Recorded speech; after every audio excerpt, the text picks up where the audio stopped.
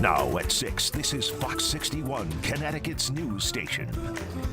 Good evening, and thanks for joining us for the Fox 61 News at 6. I'm Brent Harden. And I'm Bridget Bjorlo. Some tense hours in East Hartford as one neighborhood was ordered to shelter in place while a suspect barricaded himself inside a home. Yeah, the incident actually started yesterday in Bloomfield. Fox 61's Matt Caron talked to neighbors about the frightening ordeal. This all started Tuesday night. A man claimed his car was shot at in Bloomfield. Police quickly identified a suspect and then located that suspect at about 10:30 this morning in Bloomfield. But the man quickly fled to East Hartford. He's been identified as 24-year-old Antoine Daniels of Middletown. So I stepped out and that's what I find myself with. People living in the Adams Street neighborhood of East Hartford stepped outside Wednesday morning to find law enforcement on their doorstep. I was just trying to bring my coworker to work, and we were like, somebody's on the loose. We just need to be careful or extra precautions. Police from East Hartford, West Hartford, Bloomfield, and Vernon converged on this blue house around the corner where a suspect wanted in connection to a domestic dispute was believed to be hiding. I missed everything because I was sleeping. Zbigniew Kobus lives right next door. When he woke up and peeked outside, police promptly escorted him to the safety of a cruiser. I just asked what happened. And the blue house, that somebody get in, and the people who moved in, they actually call for this Hartford police. Fox 61 cameras captured the entire standoff as police set up a perimeter. They brought in canine dogs and armed themselves with long guns and tactical gear. Calling out to the suspect, 24-year-old Antoine Daniels of Middletown, with a loudspeaker. Fox 61 obtained surveillance video that shows Daniels first speaking to the homeowner in his driveway before entering the home, where he stayed barricaded for more than an hour. Just do the right thing. It's not worth it. If you're in there, get out. Get out, man. Give yourself up. And ultimately, that's exactly what happened. Daniels came out through a side door with his hands up. Police approached with caution and made the arrest without incident. A calm conclusion to a scary situation. At this point, the suspect that we were looking for, we have in custody, and right now we're just clearing 2 houses right over here just to be safe. Daniels is facing charges of reckless driving and interfering with police, but that is only from Bloomfield. He will likely face several more charges from other police departments related to the pursuit and standoff situation. Reporting in East Hartford, Matt Caron, Fox 61, Connecticut's news station. Yeah, very frightening for those neighbors. Matt, thank you. 8 months after Michelle Chonis was found guilty of conspiracy to commit murder, she's back in the courtroom, this time for a hearing on a charge that she picked up during trial. The contempt of court charge has been in limbo for months now as the attorneys have been working toward a resolution. So have they finally reached one? Fox 61's Julie LeBlanc with the answer tonight.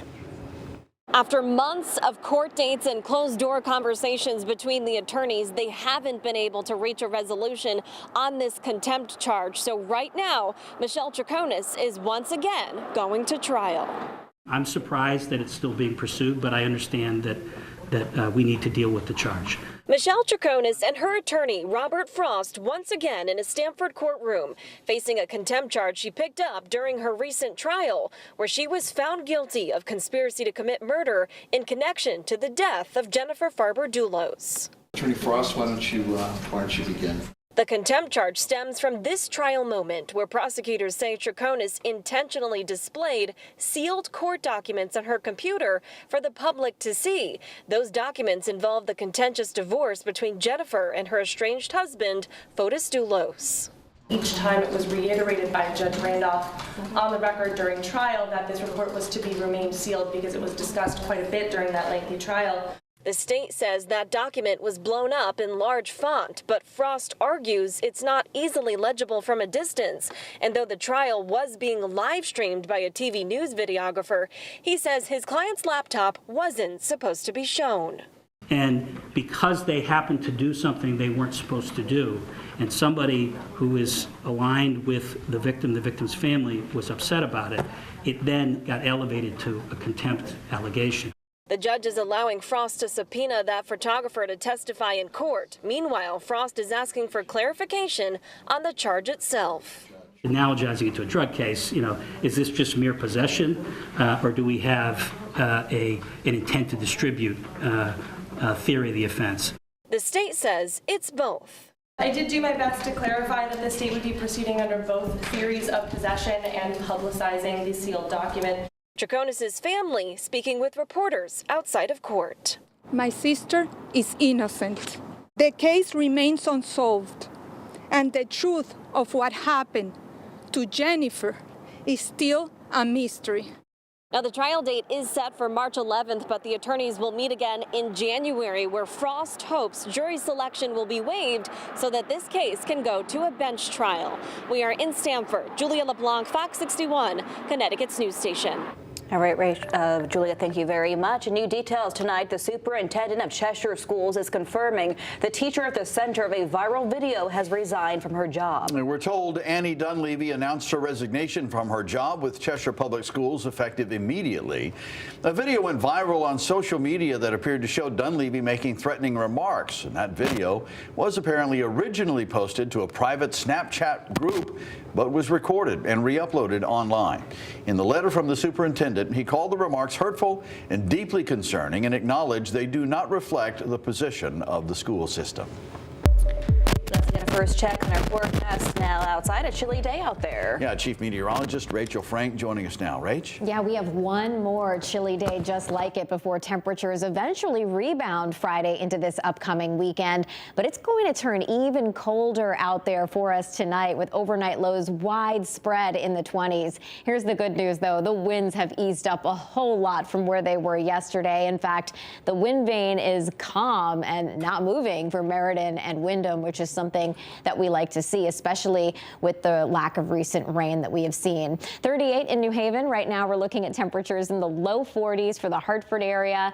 And here's a look at temperatures as we head towards daybreak tomorrow. Very close to teens for Windham, 25 in Hartford.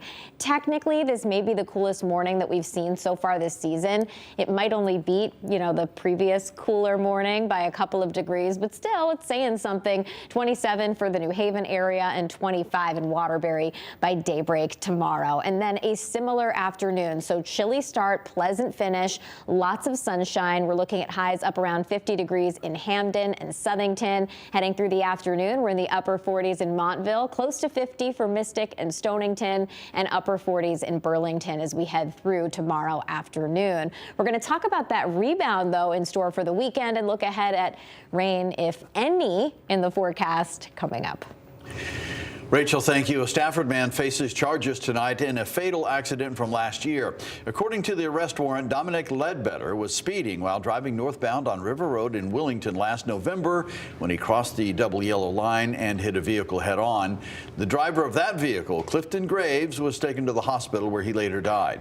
Ledbetter was not injured. Police do not believe drugs or alcohol were involved. Ledbetter was released on bond and he is due back in court later this month.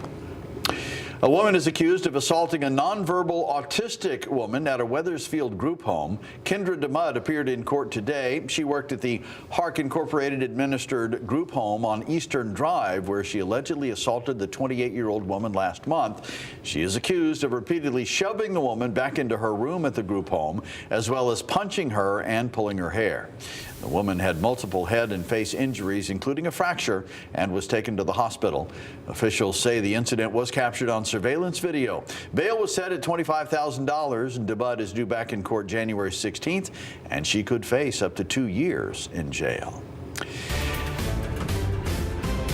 Well, President Joe Biden and President-elect Donald Trump met in the Oval Office today, part of a traditional transition process from one president to the next. However, it's also a formality that did not occur 4 years ago after Trump declined to go through with it.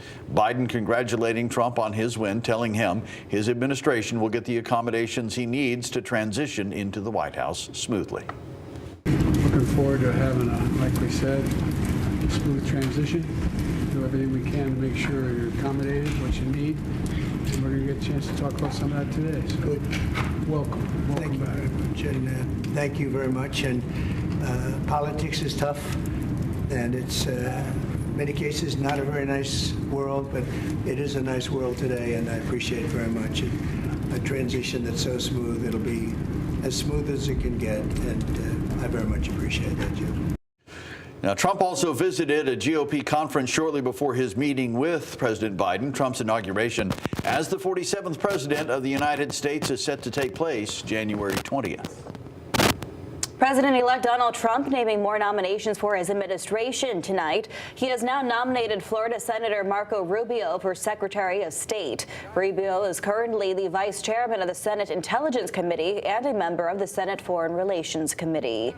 Trump also chose former Democratic member of Congress Tulsi Gabbard as Director of National Intelligence. Gabbard hasn't worked directly in the intelligence community, but has served on House committees, including 2 years on the Homeland Security Committee. She is also a veteran. Trump also wanting Florida Representative Matt Gaetz to lead the Justice Department. The 4-term congressman has been tapped to serve as Attorney General. Of course, he'd be taking on the same helm of the same administration that as recently as last year was investigating him for sex trafficking. All of the president-elect's nominations still need to be confirmed, of course, by the United States Senate. Back here at home, downtown Hartford is getting illuminated with art tonight. Check this out. You are taking a live look at the magic murals that just went up moments ago. It's on the side of the Frontier building that faces I-84. Frontier Communications is partnering with local nonprofit Rise Up for the Arts to project the animated images onto the building they are looking at here. They'll be up through Friday night, so if you can't watch it now, you can go out throughout the week.